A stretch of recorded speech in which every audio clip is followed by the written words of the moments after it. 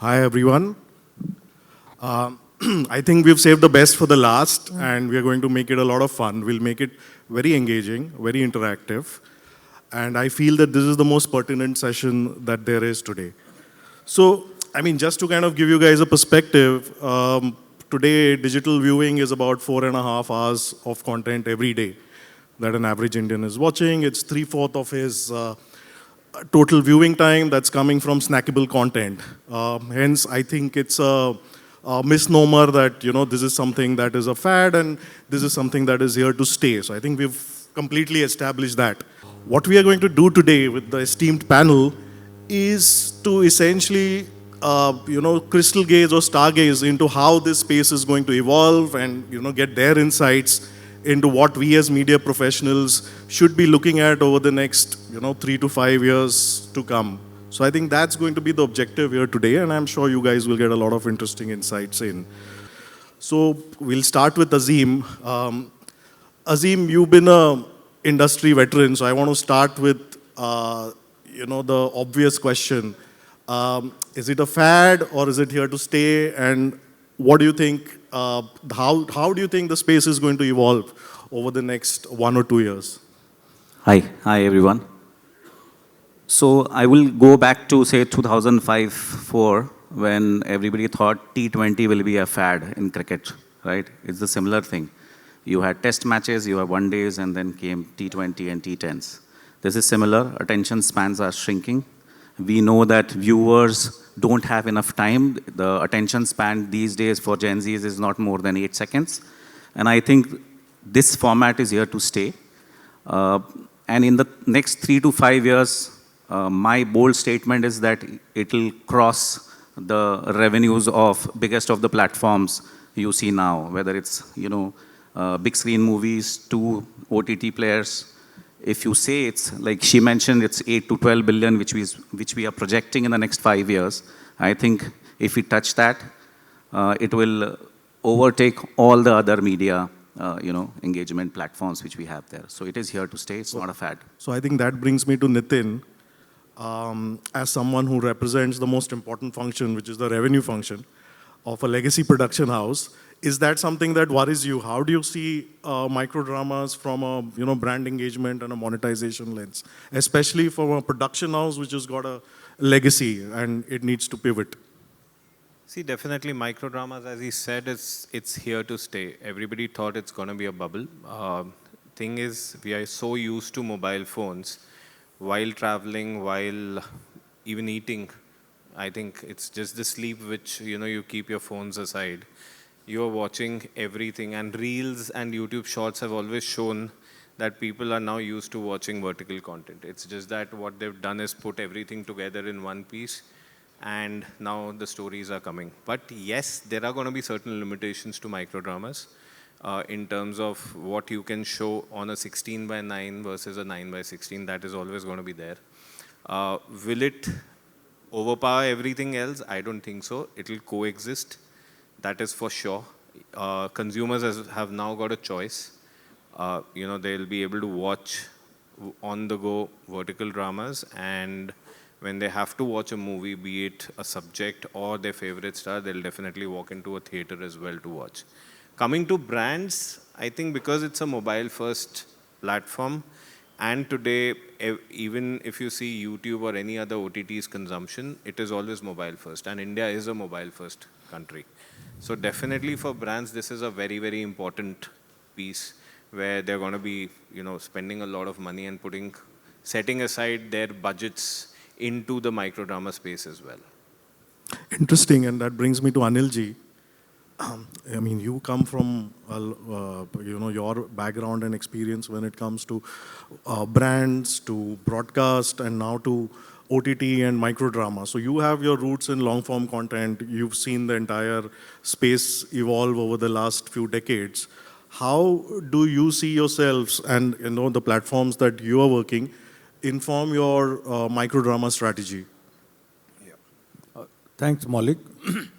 In fact, we have seen the evolution happening from cable to DTH, DTH to OTT, and OTT to now micro drama. And we always thought that, there is a huge scope for a short drama. And of course, the people sitting here are very pioneer in short dramas. Now it has come in vertical micro format. The industry is going through a very seismic change, and where we understand that short content having 2 minutes or 2.5 minutes episode gets more attention than half an hour episode. We are targeting at Gen G, who is not even able to focus on a content of 30 minutes. If you ask them to see one content show of 30 minutes, they are not able to focus. They will get 10 times interruption in watching that. This 2 minutes per episode, content suits them, and they can see it, like Nitin rightly mentioned, while on the go, while traveling in the metro, while traveling in the bus, or while traveling in the car. This can be always consumed. And there was a gap in the industry for Gen Z. So now with the micro format, they're getting filled. Okay, Samir, I have seen you myself running, India's largest short film format and YouTube channel successfully over the last more than a decade, in fact. And for you, it would seem to be an interesting transition from moving into short films, especially with the kind of talent base that you have, into this new space. So how are you looking at, because your experience is very different from the rest of us. How are you looking at that transition happening? Thanks for the introduction. So basically our DNA is short format. We've always focused and distributed and syndicated short film content. And we see micro dramas as nothing but an extension of short film. We honestly feel that micro dramas are a behavior changing format. And like he gave the analogy of cricket, how many people now watch a test match vis-a-vis T20? So that is the huge change that we are about to see. And, everybody speaks about short attention spans. But I have a slightly different take on it, because it can be viewed with two different perspectives. One is there's definitely a short attention span, and at the same time there is a binging behavior. So actually it's an oxymoron. Which is it? And in our conversations with some younger folks, I actually asked them that, would you watch a 5-minute episode and 12 episodes of it equaling to 60 minutes? Or would you watch 30 episodes of 2 minutes each? And the answer I got was, 5-minute episode, I might not start, because it's asking for too much of my time. Okay. But I will watch a 2-minute episode, and if I am engaged enough, I will watch it for the entire 60 minutes. So I think that is a very interesting analogy to get in terms of referencing of where viewer mindset is moving to. And if this is the case, micro dramas as is being projected, I don't see it not happening. Okay, pass over to Vishwanath. You come from Pocket Aces, Yes. and this is primarily your space. The company has, through Filter Copy and all the other brands, it's been, in a way, the first mover in this space with short format content and being very, very good at it. Yeah. What insights do you have, and how are you making your content fresh and innovative with this new medium that is coming in? Yeah. So we've always been on social media, right? So we clock monthly around 150 to 200 million views on Instagram, which is like 4 million strong. The behavior that we've seen, and Filter Copy has always been short format first, right? It's been 8 years we've been building that format, but the insight still remains the same. Our approach to any content has been data first. What we always do, be it a full-blown web series or a 3-minute video or a 5-minute video, we always do one A/B testing with a meme and to figure out whether the insight clicks with Gen Z or not, right? That's why even today, we have like a lot of millennials who have grown with us, right? In this 8 years of journey. We also have 65% of Gen Zs who are watching our content daily, and you have to make it over the top, I would say. Today's Gen Z are extremely hyper and anxious. They want to see what their life goes through in content. So be it a video around cheating in early days or anxiety is what made them feel, this channel knows what I feel like, and that's why they come back, right? And it's instant. If they like the content, our follower goes up. If they don't like the content, they will unfollow us. So for us, Gen Z today is ruthless.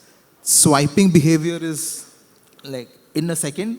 If you of course hook, everyone uses a hook, like to make them stay, but it is not relevant or it is not closer to what they feel, authentic, then they might just unfollow you. So it's very ruthless. So we have to be on top of our game in terms of content. That's what we have seen, and that's how the format has evolved. And of course, vertical viewing has gone to its own journey. Instagram was always vertical, just that people have now latched onto it. Earlier it was millennials, now it is Gen Z.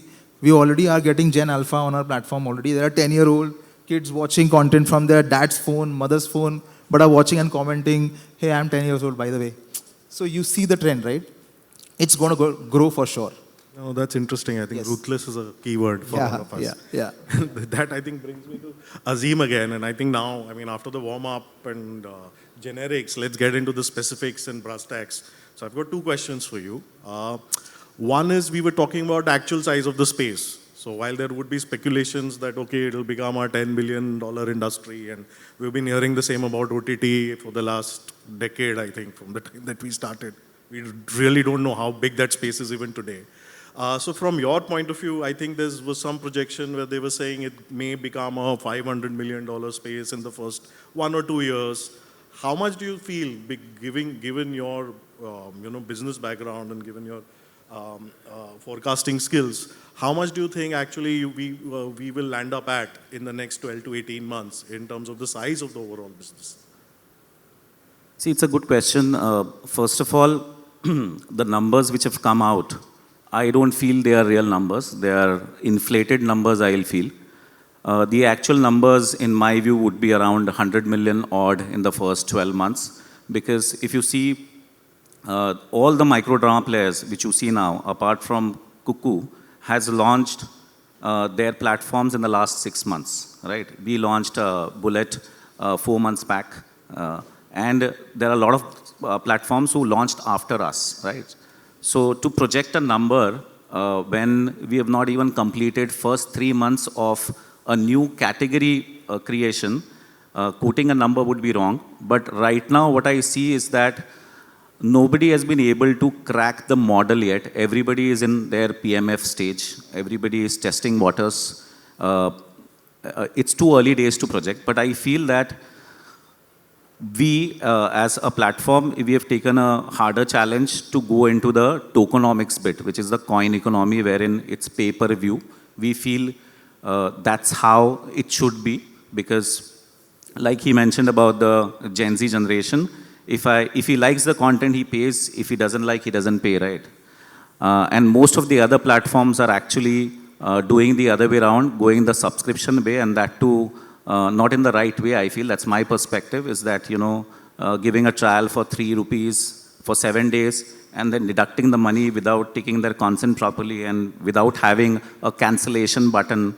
I think the kind of revenue they are making right now is not based on the content strength or the platform strength. It's just a valuation, pressure I feel on these platforms. I think it'll take at least 18, like you mentioned, 18 months to 2 years to see which of these platforms will exist in a true way, showing that they have good tech backend, good content pipeline, they have understood what works in India, Like for us, we have from day one launched in 7 languages. That was a call that India is, like my co-founder who is sitting here says, it's United States of India, right?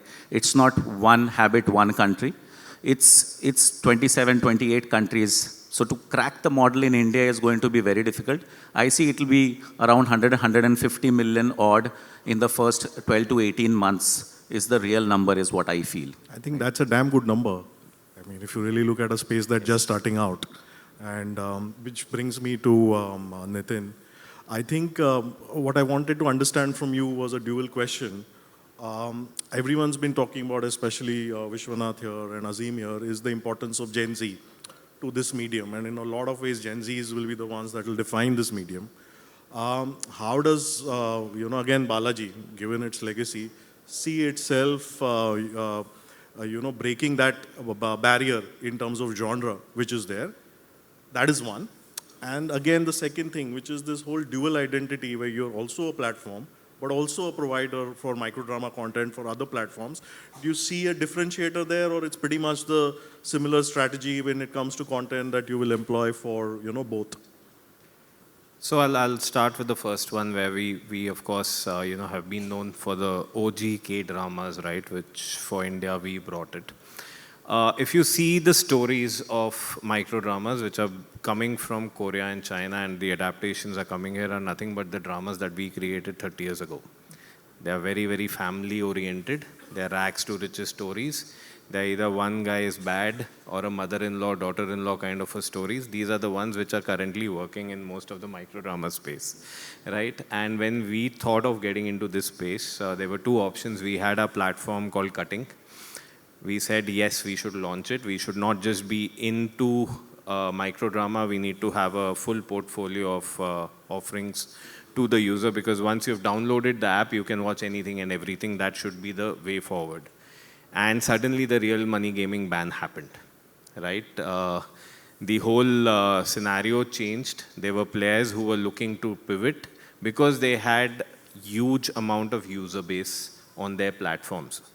Be it Dream 11 to Winzo to Story to everybody who were part of the ban. Now the pivot for most of them was to move into microdramas. As he said, it's all that has happened in the last 4 months to 6 months. That gave us a window to decide, and when we were thinking, we said we can't compete now for creating microdramas for our platform because we are self-funded, we have our stakeholders who are putting money onto our company, and we can't create 100 dramas a month of 10 to 15 lakh rupees, So that's not the kind of money that we have. What should we do? What is our core strength? Our core strength is to produce content. Let's pivot into that. Let's take our strength with us. We have our writers who have been writing such dramas. We took them along and we met most of the vertical formats. We were a little late meeting Azim. Otherwise, we would have been making a show for him as well. But today we are currently producing around 30 to 35 microdramas every month and have become one of the largest producers in this space as well. So that's our way forward. Till the time that 100, 150 million is going to be there, we want a pie of it by producing it for the platforms. It's a wait and watch game is what I feel. Of course, OTT also, we started with many OTTs and then finally we're left with 3, 4, 5 players. And with Big Daddy being there, it's a wait and watch game. When do they come into the microdrama space and plan to buy a few platforms is a wait and watch, as I think we all are looking at. Anilji, so again, taking up from what Nitin was saying, do we use microdramas as just a funnel to get audiences in? Or is it something that will remain exclusively in one space? So can it be a self-sustaining business, or how do you see itself? I think it goes without saying that all these medium will coexist. But if one has to again look at the way that these apps will evolve in the future, how do you see them? Do you see them as hybrids of multiple content sitting onto one platform, or it'll be one funnel in terms of content? You see, micro drama is one of the format targeted at a particular age group. It doesn't mean that the other format will get killed or they will stop to be there. See, when the cable industry was there, when DTH came, people thought cable is finished. When OTT came, people thought that DTH cable, both are finished. Only OTT is going to survive. Every business has got its own share. Every business has got its own place. Similarly, every genre, every format has got its own place. So there are target audience for micro drama. There are target audience for the horizontal show, which is 16:9. That continues to be there because most of the people may not want to watch, people like me or many people may not want to watch micro drama. Although we are producing micro drama, but but it's for the different age group we are producing. The other format will continue to be there, and micro drama will create its own space within the own target audience. Yes, there's one possibility is there that we will eat into sleep time of people by creating more content, and we keep people more busy while traveling and in between the gap of two discussions. There is a still very strange thing in micro drama that what genres are going to work here. You see, traditionally, genres working is a family drama, saas bahu, story and all. But in micro drama, still it is not established that what genre is going to work in this drama. People are trying all kind of genres here. The biggest genre which are working right now is the betrayals, multi-relationship, and crime, rom-com with little crime, rom-com with cheat. This kind of genres are working. The simple genres of saas bahu may not work in this format.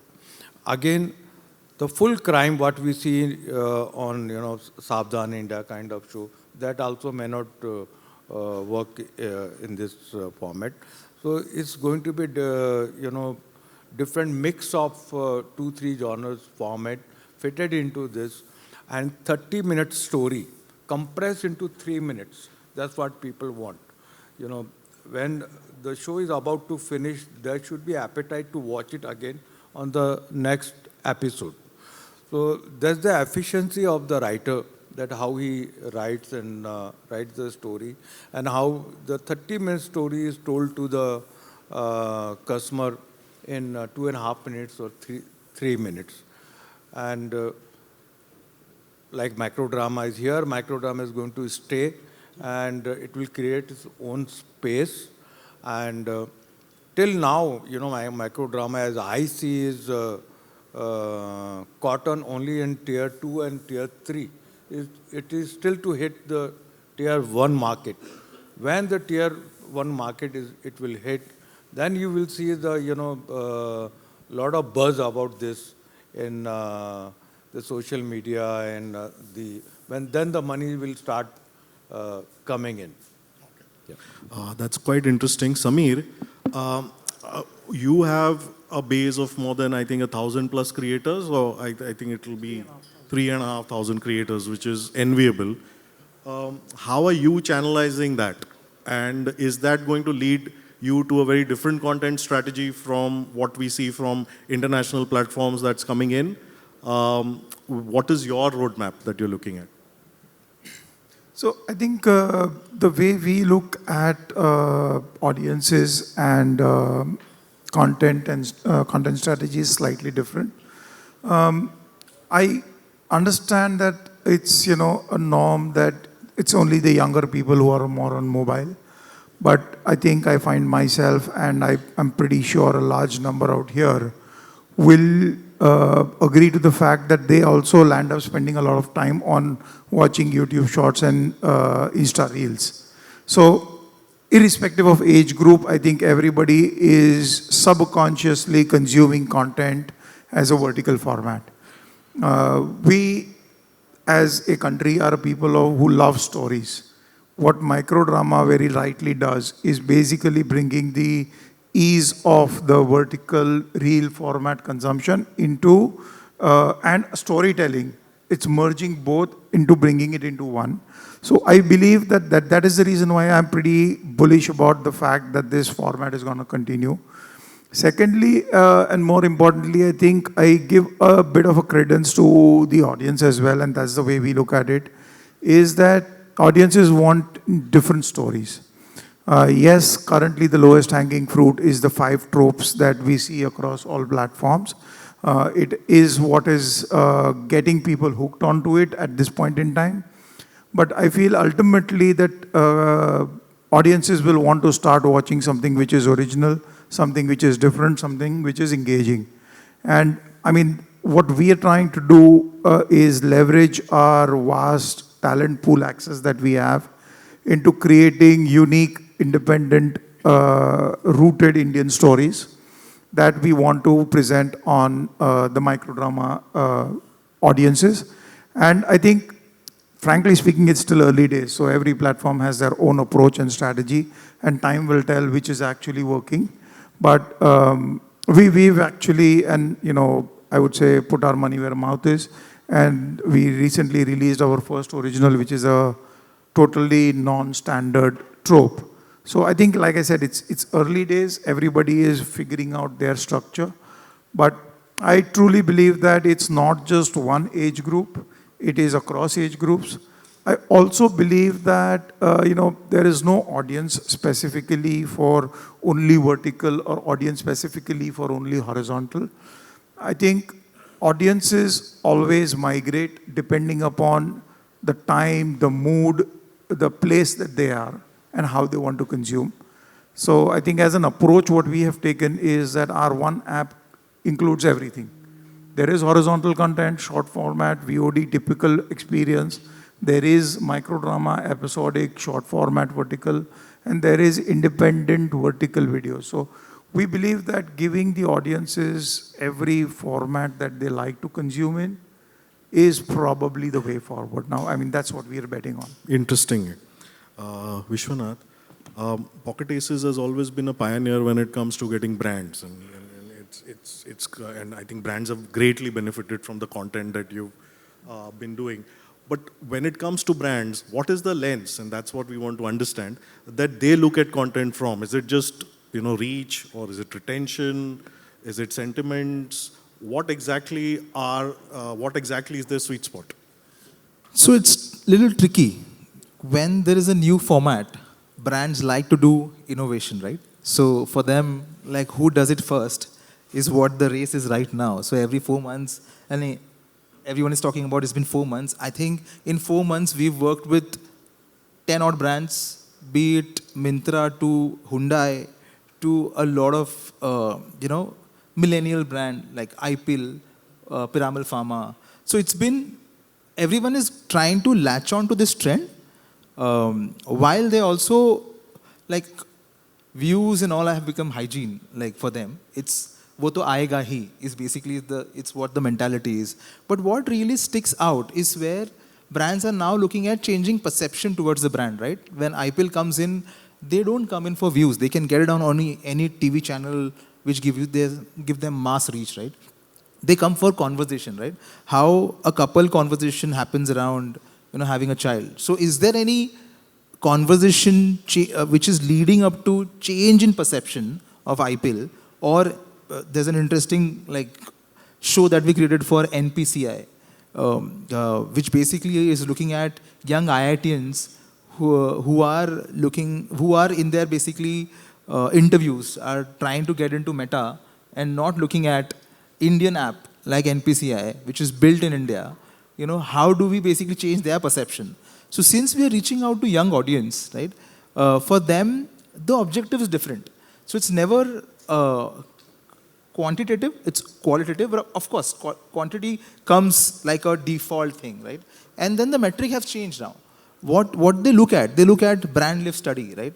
And you will give me 3 million views, 2 million views, 15 million views, 50 million views. But what has it done? to my brand.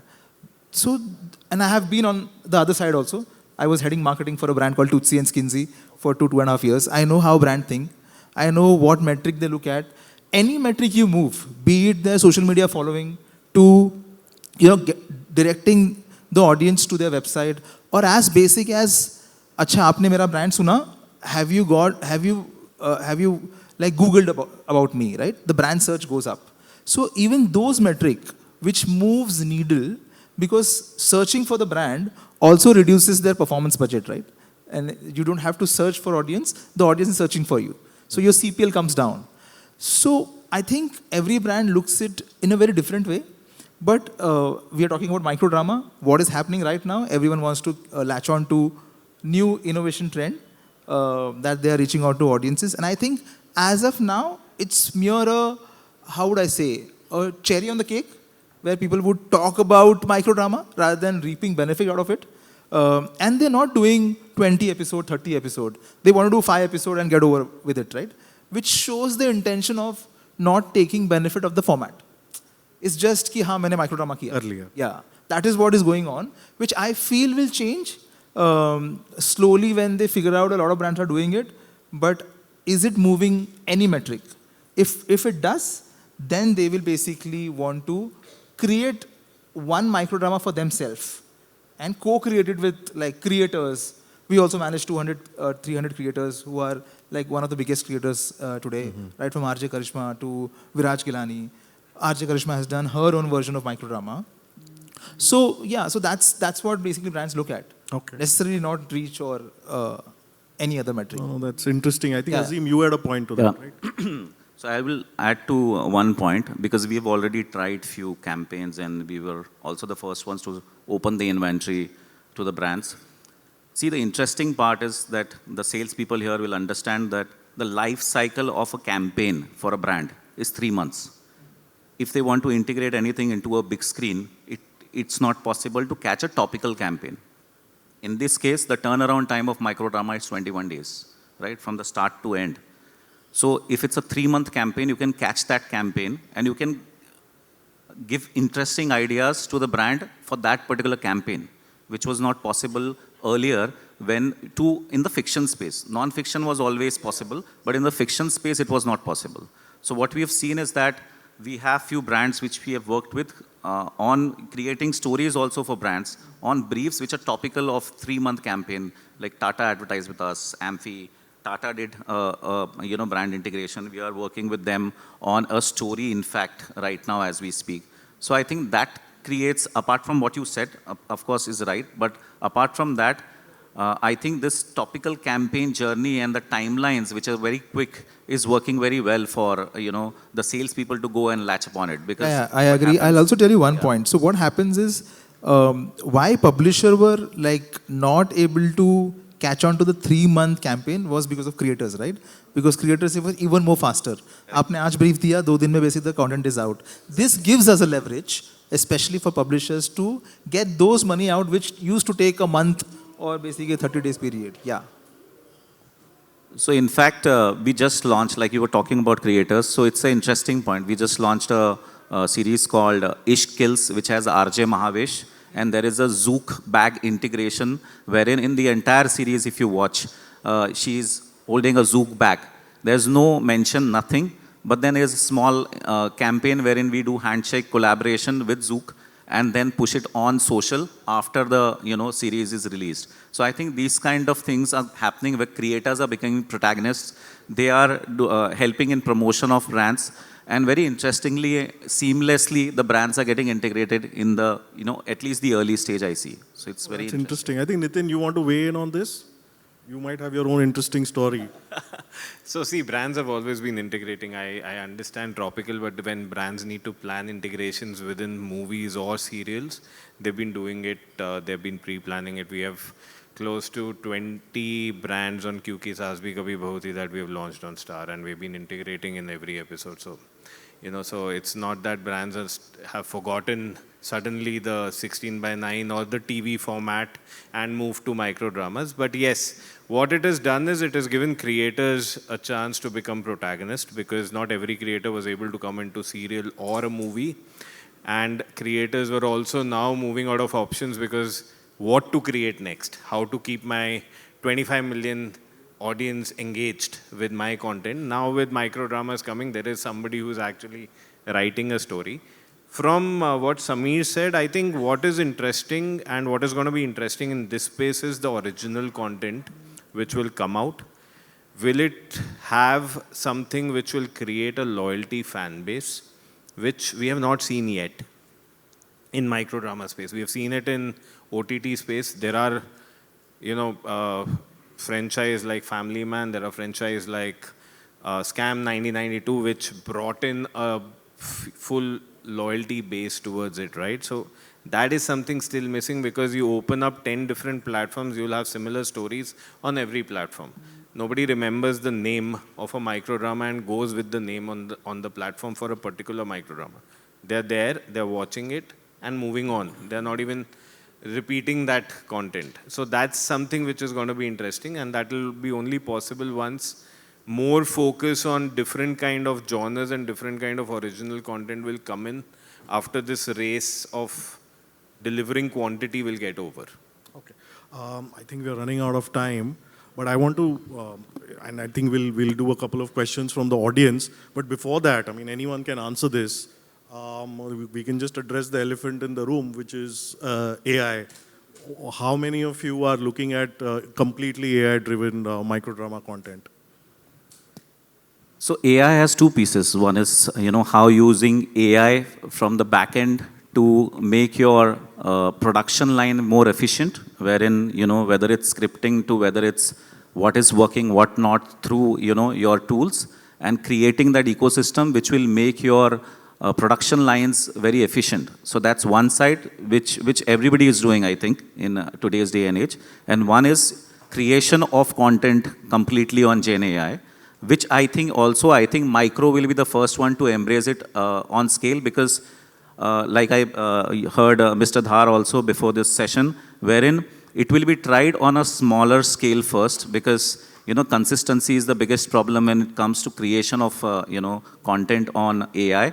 And till the time the technology goes to that level, people are going to try that on a micro drama. And yes, even people like us, I have seen, we've had discussion with Nitin also in the past, where we all of are exploring content on AI. Which genres, generally what we have seen in initial phases, everybody is latching up to mythology as a category. But I think it will open up more, and we'll see much more happening once, the emotions aspect is more consistent, and, the conversations are more consistent on AI, and they are very close to real, I feel. Okay. Anyone else want I'll to? just add a point here, because we've created our first AI drama some 6 months back when we launched Cutting, which was called Kal Nagari. Just what we are doing, at least, and that's the learning, when you're making it too human, too real, people are actually judging it with a microscope, and that's what we've seen it with the Hotstar latest launch of Mahabharat. People are actually comparing it with the real emotions and the real acting. Whereas if you're keeping it 10% animated, that microscopic picking of emotions is not happening. So I think that's the play that we need to keep. We need to balance it. But yes, it will coexist. It's a good move that, a lot of things which you can create with AI, which earlier used to be much more costlier, that cost has drastically come down. Okay. Any final comments? AI will definitely help in reducing cost towards production and stuff. But I think we are still some time away from actually seeing good entire AI shows which are of good quality. And I think even if you were to observe it from when multiple people are doing it. So I think one of the common things just now that if you see, quite a lot of people have been using ChatGPT to create their industry insight posts on LinkedIn. And initially everybody was like, wow, that's a very interesting point of view. But now if you are looking at it, you know that ye to ChatGPT se banaya hai, because everybody is thinking the same thing. So that is the same thing that might happen in content. So how you are prompting and how you are really creating differentiated content using AI as a tool is something which is going to differentiate. Doing AI for the sake of AI is one piece. Doing AI as a content which is going to really engage with the audience, I think that is some time away. I want to add one last thing. See, looking at from a young adult perspective, right? Where, of course, like all these conversations are great, but if we had to create anything around AI, we would go in anime, right? That is where we will get like proper use of AI. Rest, I feel microdrama itself is like low cost. I don't know whether people want to invest so much time in like working on AI. I think it will, from Yeah. our perspective, it will democratize the content creation, the entire, that's why I said that it will be in bits and pieces into Yeah. your production line. Oh, yes, Right? yes. And just to announce that we are working on like what all you said, we've tried too many things and we saw that the outputs are not to that Correct. level. Correct. So, but now we have figured out, that's what we feel, and maybe in Feb, March, you will see something coming out from our end at a big scale. I can say that. See, also social media, just one thing I want to tell you, Gen Zs want to see things raw, like authentic, not high production is what I have seen. You know, doing high production, like it feels fake to them, superficial to them. So that is what we have seen like firsthand. So I feel, yeah. I think the final word to Anil ji. Yeah. How do you want to, your final comments from you before we end this session? Yeah. AI, like all of the panelists mentioned, is still at the experimental stage and definitely not going to drive the segment. But in the content differentiation in microdrama app, which is very important for each app to have its own identity about the, what kind of content they are showing. And generally I have seen, because like all of us have experienced, this is a very fast development in last, 9 months to 6 months that everybody has started vertical drama. So they were running out of time and creative ideas. So people have done a shortcut and they told their line producer that ये drama है भाई, ये America का short drama है, ये China का drama है, ऐसा क्या ऐसा है, हिंदी में बना दे. So what We are not doing it. what is going to happen is, we are going to see Billionaire's Wife in 25 apps. Already happening, sir. It's already happening. Yeah. Produced by different line producers, different actresses, but same story. वो already हो चुका है sir. From rags to riches, we will find in at least 25 to 30 apps with different actors, different. So sir ये महीने में 500 micro dramas बन रहा है एज वी स्पीक. इतनी क्रिएटिविटी कहाँ से लाओगे अब? So that's the situation so of. that was a, initially people thought that मैं बहुत होशियार हूँ, ऐसा कैसा अडाप्ट करके मैं पहला कर देता हूँ. उनसे भी होशियार फिर दूसरे और निकले. 25-30 ऐसे हो गए. मैंने देखे 10. मैं बना रहा हूँ. I think on that note, let's end the session. Thank you very much, everyone at the panel.